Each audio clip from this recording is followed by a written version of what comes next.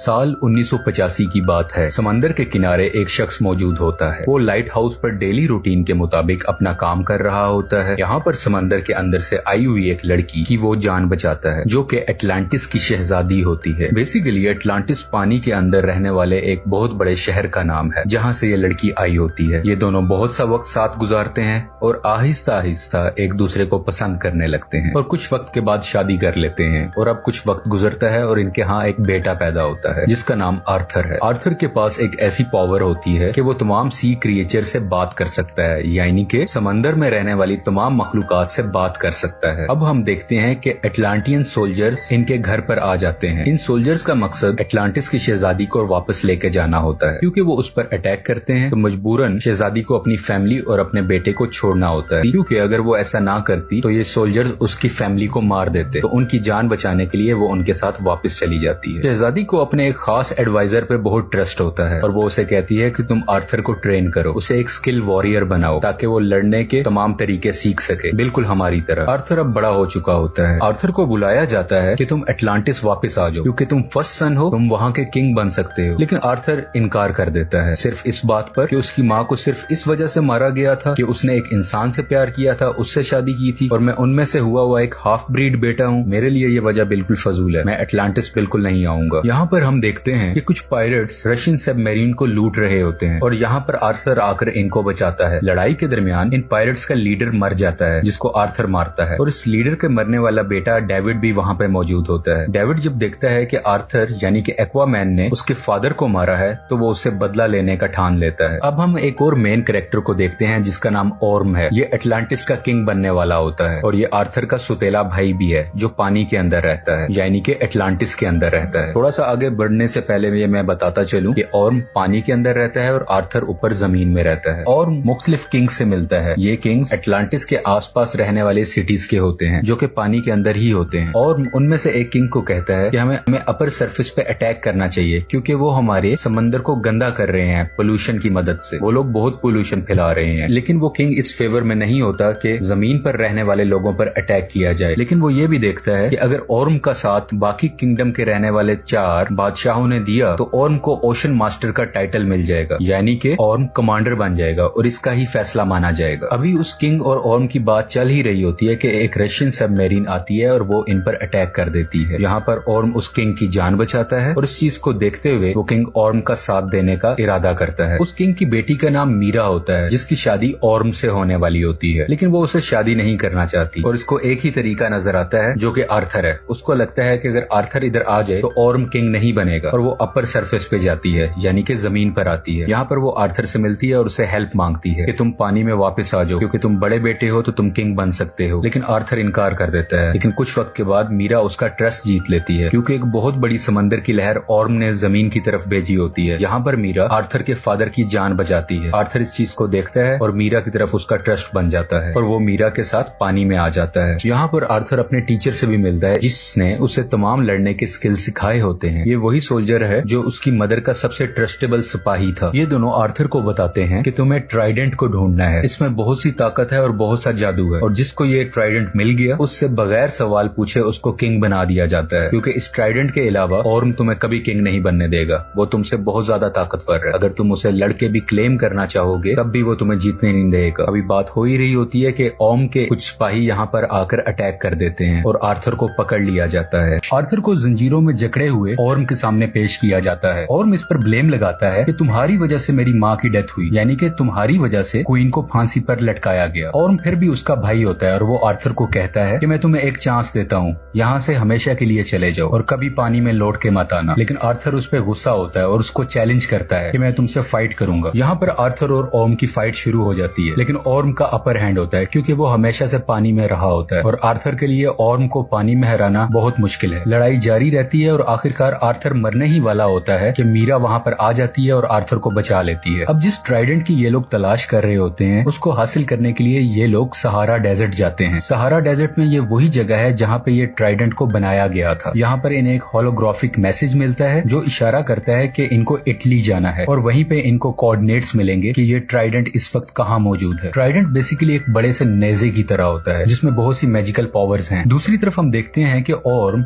David से मिलता है। डेविड वही शख्स है जो मरने वाले पायरेट का बेटा था और एक्वामैन से बदला लेना चाहता है। यहाँ पर हमें यह भी रिवील होता है कि वो रशियन सबमरीन जिसने पानी के बादशाह पर अटैक किया था वो डेविड और ऑर्म की मिली साजिश से हुआ था। यानी कि ये ऑर्म का ही प्लान था कि डेविड उस बादशाह पर अटैक करे और वो उसकी जान बचा ले, जिसकी सिंपैथी में वो बादशाह ऑर्म का साथ दे। ऑर्म यहाँ डेविड को लेटेस्ट अटलांटियन बैटल सूट भी देता है। ये बहुत मॉडर्न टेक्नोलॉजी होती है जो सिर्फ पानी में रहने वाले लोगों के पास हो। डेविड इस टेक्नोलॉजी को टेस्ट करता है और उसको देखकर बहुत खुश होता है कि अब उसका बदला पूरा होगा आर्थर को मार के। यहाँ पर ऑर्म एक और पानी में रहने वाले किंगडम जिसका नाम किंगडम ऑफ फिशरमैन है, उनके किंग को मार देता है और उनको मजबूर करता है कि वो ऑर्म का साथ दें, क्योंकि किंगडम ऑफ फिशरमैन के किंग मर चुके होते हैं। वो क्वीन और प्रिंसेस को फोर्स करता है और उन्हें कहता है कि तुम अगली कतार में यानी कि जंग की अगली लाइन में लड़ोगे और उनको फौज जमा करने के लिए कहता है। यहाँ पर हम डेविड को देखते हैं जो ऑर्म की तरफ से दिए गए मॉडर्न टेक्नोलॉजी को कुछ बदलता है और अपने लिए एक सुपर हीरो सूट बनाता है। ये इसका नाम ब्लैक मैंटा रखता है। डेविड इस सूट को पहनकर बहुत पावरफुल हो जाता है और अब हम देखते हैं कि आर्थर और मीरा इटली के अंदर जा रहे होते हैं उन्हीं कोऑर्डिनेट्स की तलाश में और ये वहां पर अटैक कर देता है। डेविड यानी कि ब्लैक मैंटा और आर्थर की बहुत लड़ाई होती है।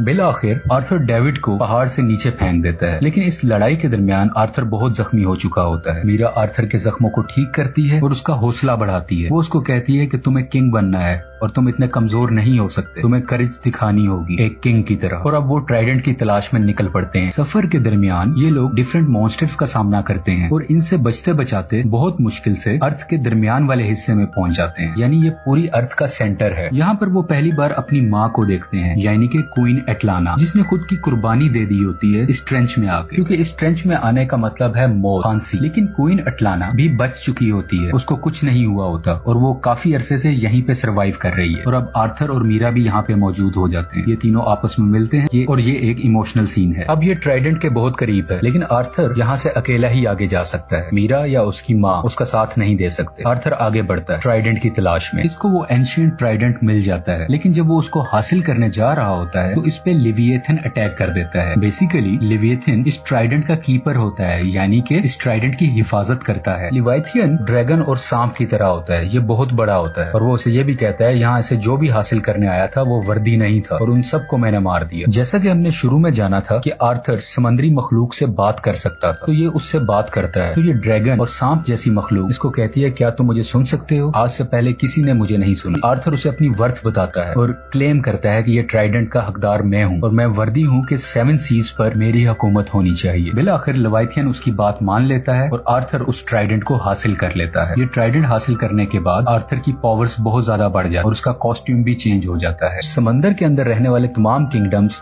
ऑर्म का साथ दे रहे होते हैं। इसी वजह से ऑर्म खुद को ओशन मास्टर का टाइटल दे देता है, यानी कि अब इसके डिसीजंस चलेंगे। यहाँ पर ऑर्म का साथ देने वाले किंगडम्स को पता चलता है कि आर्थर ने ट्राइडेंट हासिल कर लिया है और रूल और कानून के मुताबिक जिसके पास ट्राइडेंट होगा वही असली किंग होगा, वही ओशन मास्टर होगा, उससे कोई सवाल नहीं पूछा जाएगा। इनको कंफर्मेशन मिलती है कि ट्राइडेंट अब आर्थर के पास है, लेकिन ऑर्म को गुस्सा आता है और वो कहता है कि ट्राइडेंट हासिल करने से कुछ नहीं होता। जो सबसे ज्यादा बहादुर होगा, जिसके पास ज्यादा स्किल्स होंगे, वही ओशन मास्टर होगा, वही सब किंगडम्स पर हुकूमत करेगा। यहाँ पर एक बार फिर से आर्थर और ऑर्म की लड़ाई होती है, जो एक सबमरीन के ऊपर हो रही होती है। आर्थर ऑर्म को इस लड़ाई में हरा देता है, लेकिन वो इसको जान से नहीं मारता और इसको जिंदा छोड़ देता है। और यहाँ पर क्वीन एटलाना भी सामने आ जाती है। वो जब देखता है कि आर्थर ने उसकी मदर की जान बचाई है, वो अपनी किस्मत को मान लेता है और हार मान के खुद की गिरफ्तारी दे देता है और एटलांटिस के सोल्जर इसको पकड़ कर ले जाते हैं और मूवी यहाँ पे खत्म हो जाती है। अगर आपको एक्वामैन फिल्म की एक्सप्लेनेशन पसंद आए तो प्लीज लाइक और सब्सक्राइब करें और अपनी फीडबैक कमेंट सेक्शन में बताइए। Thank you for watching.